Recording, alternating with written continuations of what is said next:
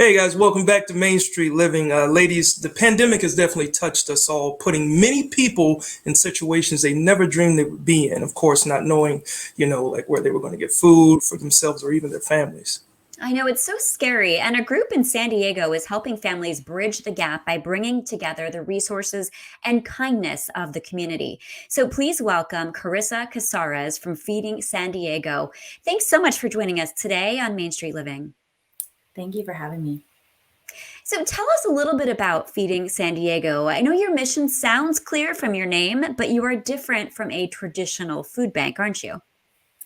Yes, we are, and we're very proud of that. And we're actually we refer to ourselves as a hunger relief organization versus a food bank, and that's because instead of bringing all the food to one central location, we work with a huge decentralized network of people and organizations to help get food out into the community. And we do that primarily by rescuing food. We're working with big brands like Target and Costco and taking that food that just for whatever reason might not be able to be sold, whether it's surplus or slightly imperfect for the, general consumer.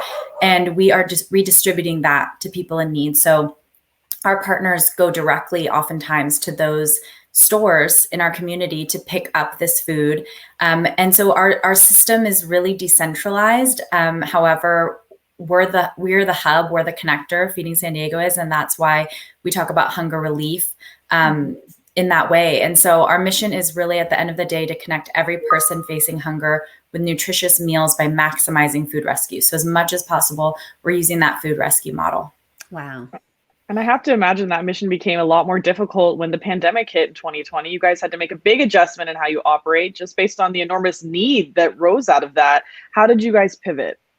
Yeah, we've been talking about, if you're facing hunger during a pandemic, it's a crisis within a crisis. So we were all presented with this public health crisis, but people, who are facing hunger before, and even people who were newly experiencing hunger because of the economic downturn, because of the pandemic, it was just, a double hitter, So our organization, primarily we used to do farmers market style distributions, and we love to have people come up and be able to select, items that they might want.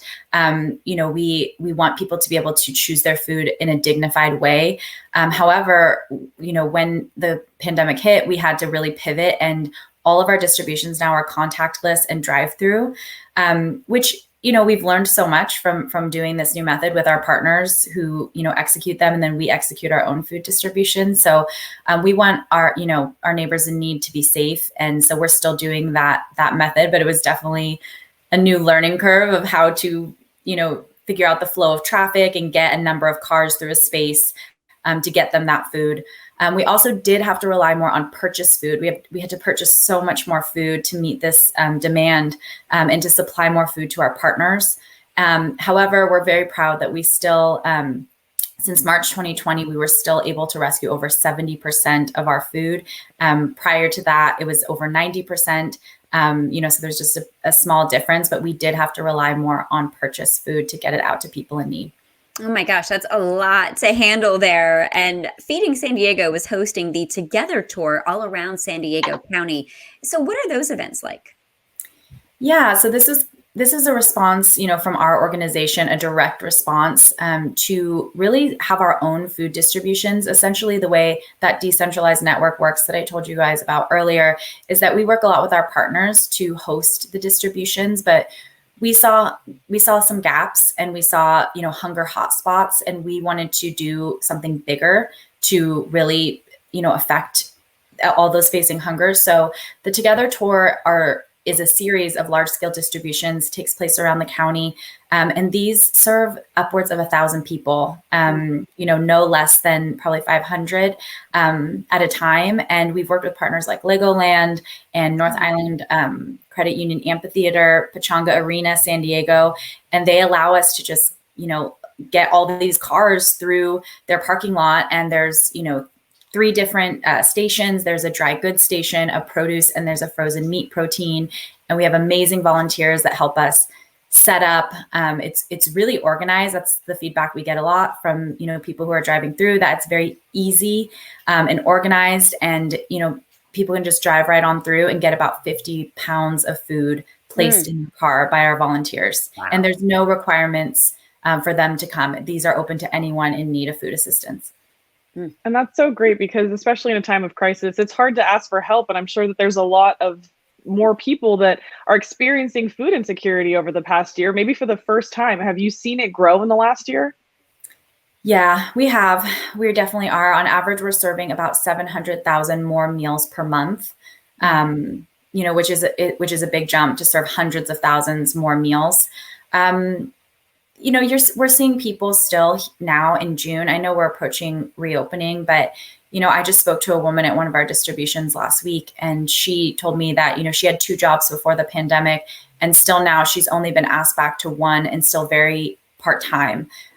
So, everyone's story is different, and we see headlines and we think, oh, things are getting better, but this has exacerbated socioeconomic, inequalities that just really make it difficult for people to have reliable income or afford the cost of living here in San Diego.